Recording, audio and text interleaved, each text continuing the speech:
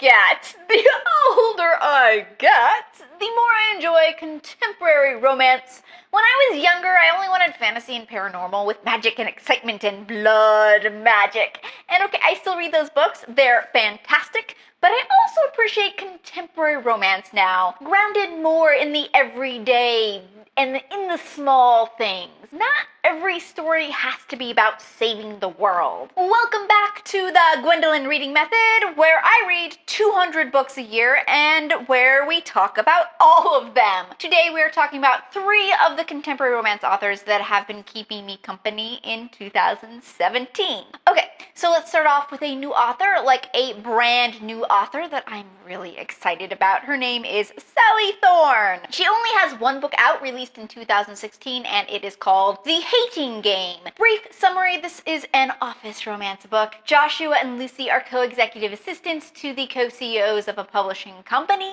Lucy finds Joshua uptight, and Joshua finds her way too quirky. Their mutual dislike is displayed through a complex series of passive-aggressive maneuvers, which they both kind of secretly enjoy. Then things boil over when they are both up for the same job. Let the games begin. Frankly, I cannot believe this is only a first book because it's already damn near perfect. I cannot fault her writing at all. The dialogue is clever, the characterization is spot on, and the plot keeps you engaged. I especially like the fact that this is an office romance book where both characters are on the same level, and that level is executive assistant. Usually the girl is the EA and the romantic interest is an older, more senior male, which just kind of begs all kinds of issues. In fact, I'm not sure I've read another book where the male romantic lead was an assistant. It was just a nice touch. My only slight logical issue with the plot was the whole promotion thing.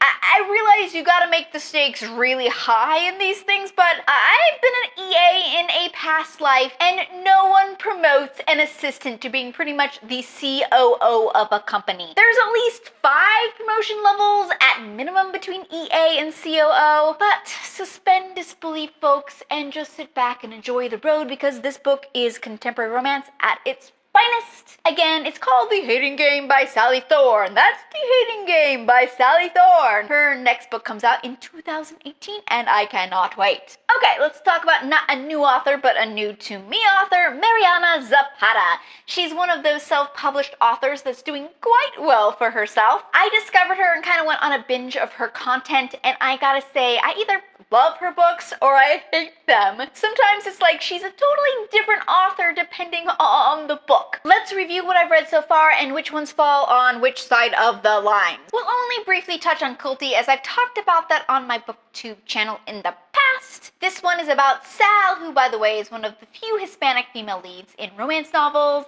in which she plays on a professional women's soccer team, and they bring in a coach who was her soccer idol as a teen, but is now very quiet and reclusive. For me, this was just the right balance of romance and plot, and it made me fall in love with Mariana Zapata. The Wall of Winnipeg and Me by Mariana Zapata. In this one, Vanessa is assistant to the top defensive end in the National Football Organization, the NFO. Instead of the NFL, it's the NFO. She quits to pursue her dream of graphic design and thinks he doesn't care that she left, till one day he shows up on her doorstep and wants her back. Let's be honest, nothing original about this plot. I've read it many times before, but it really does not matter. I love the way Mariana Zapata writes characters and how she executes those plots. I'm super happy with this one. Highly recommend. Read it. It's good. Then I tried one of her earlier books, Under Lock by Mariana Zapata. This moves out of the sports genre and into the bad boy contemporary romance genre. He's part of a motorcycle gang and runs a tattoo shop. She's the sister of one of his best friends, and she needs a job. He treats her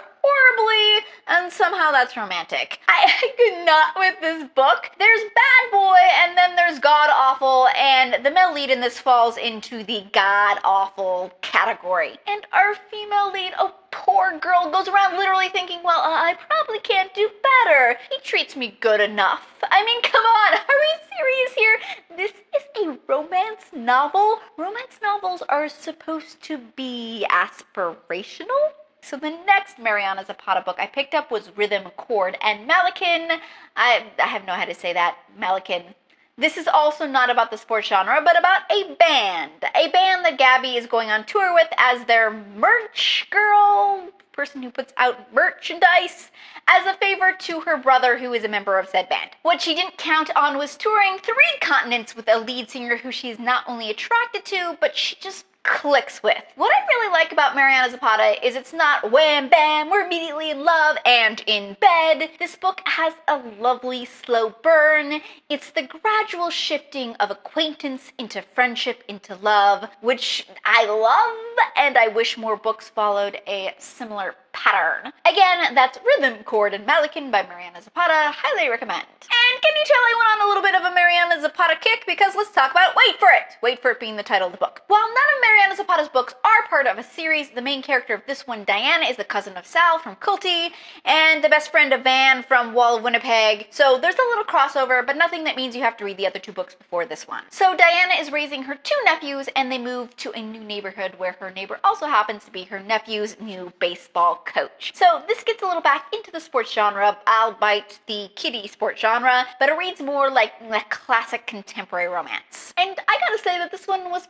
practically perfect in every way. I love Mariana Zapata so much. And finally, I read Dear Erin, which is Mariana Zapata's experimental work. The entire first half of this book is written in email form back and forth between a soldier and the civilian who has been matched with him as a pen pal by a service organization. It was very disjointed and hard to follow as they don't reference what they're answering from the earlier email. They just write all the answers in order. So the answer could be a question that happened 8 pages back, and you're like, I am so confused. Plus, the main characters' personalities in email form are the worst. I actively disliked both of them for the first part of this book. After halfway through, the book switched to instant message and then to real-life communication, and the book was actually tolerable and fairly likable. I just can't get over the first half.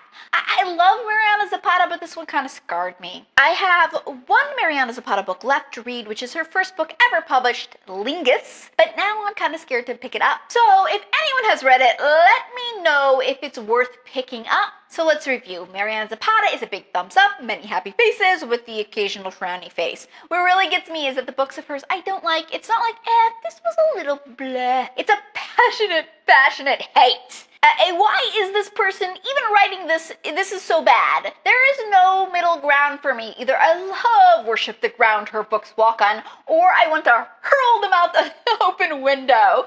So, if you want to join me in the extremes of emotion, here's a recap of the books of hers I do recommend. That's Culty, Wall of Winnipeg, Rhythm, Chord, and Mannequin, and Wait For It. Alright, Karina Bliss is a New Zealand author who I have a little bit of a soft spot for. She reached out to me to read an arc of the second book in her Rock Solid series. I had really liked book 1 as I felt it was kind of a raw, more realistic look at the genre. That genre being girl marries rock star. And by more realistic, I mean they actually talk about how he got plastic surgery. I mean, what other book does that? That takes balls on Karina Bliss's part, and I can't appreciate that. Anyway, so when Katrina reached out to me about book 2, I was happy to take her up on the offer. It's called Fall, and it's the story of Dimity, who is the PA for the band, and Seth, the band's drummer. They end up faking a relationship that takes a turn for the real. Not as original of a plot as book 1, and I'm still a little more partial to book 1, but I really like this one as well, and I am eager to read more into the series.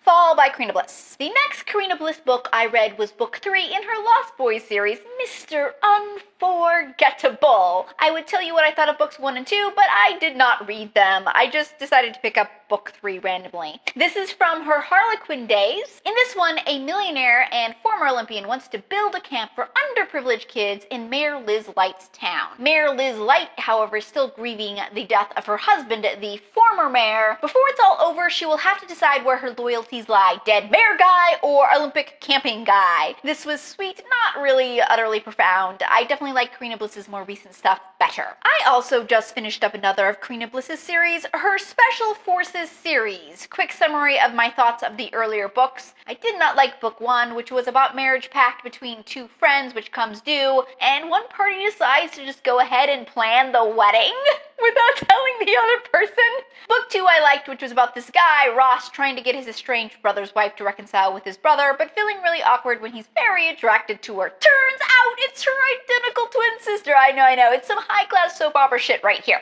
I also liked book 3, which was the least harlequin-y of them all. Heck, there isn't even really any romance for the first half of this book. It's mostly about recovering from grief. The only really harlequin thing about it is the twist at the end. This is one of Karina Bliss's higher rated books for a reason. It's pretty good. And now we're on to a prior engagement, book 4. Classic back from the dead storyline, but in this case, POW thought dead soldier Lee returns home to find out he somehow acquired himself a fiancée without his knowledge. All in all, not a bad rendition of a well-used plot device. The book is a prior engagement by Karina Bliss. I've been having pretty good luck in the contemporary romance genre recently. Help me keep up my string of good luck by recommending other contemporary romance books and/or authors I should be reading.